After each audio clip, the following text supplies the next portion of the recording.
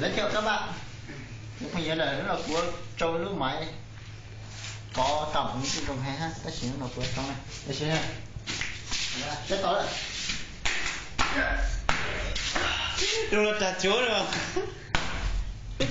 Này, mình nói hết màn hình rồi. Cái điện thoại này ta gọi là điện thoại chống vỡ nha. Các bạn xem, tôi sẽ xé từng bước một cho các bạn xem. Sẽ gửi cái màn hình này ra vào trong xem. Nó loại điện thoại này xem nó màn hình nó máy lớp, mình đặt bao nhiêu nó không vỡ, nó vỡ xích trên màn hình này thôi. Thì mình sẽ ra nhé. Mình sẽ hướng dẫn cách lấy dầu về đây. Bạn sẽ có gì? Kia. Bạn xem hết, tôi sẽ trong sự làm cho các bạn xem để tạo ra cái điện thoại này, xem màn hình của nó máy lớp để cho dễ hiểu, và sau này các bạn đập vỡ điện thoại thì trên cái màn hình nó xem máy lớp thì mới biết cách mà để đập nhé.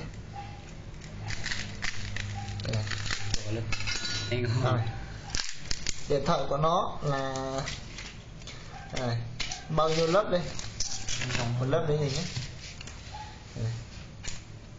Cái màn hình điện thoại Android đây này, đây là điện thoại Android chứ không phải là Windows nhé.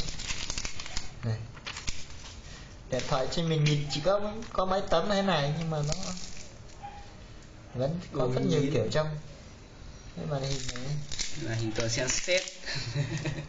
Đấy, nhưng mà trong này kiểu nó dính nước vào trong, nó mình phản ứng của mình nó không được hay sao? Đặt cho tan nát hết. Chiếc điện thoại này là Gione. Điện thoại Gione nhá. 2 chiếc.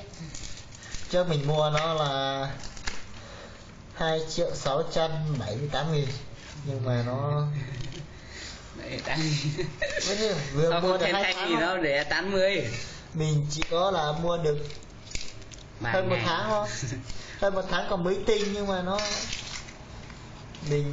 bây giờ nó vẫn không giàu tiền, vẫn không nhiều tiền nữa, là đợt xong là tháng này ấy, chúng tôi đang làm công ty thì hiện tại nó đang có gồm có lương ở 10 tháng.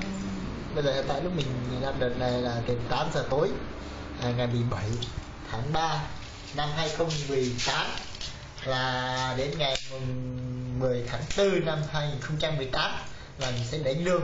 Và sau này mình đi mua một con điện thoại mới để dùng tiền ga và loại hay loại này nữa, là có mình thấy nó khỏe hơn nữa, là mình sẽ quay video clip và để cho mọi người xem để đi mua một chiếc điện thoại 6-7 triệu để dùng cho nó tiền ga. Khi nào mình đập vỡ còn vỡ mạnh hơn và nguy hiểm hơn điện thoại này cho mọi người xem. Cái điện thoại này, cái alo thế này cũng được nhỉ, cảm ứng như này quá ngon luôn đấy. Cái này cũng khó, nó chặt thế nhỉ, còn cái này không phá được nữa. Cái điện thoại này là ngồi cứng thế nhỉ, mua 2 triệu như thế này, mua có 10 triệu là sao mà đập được. Tạm biệt các bạn nha.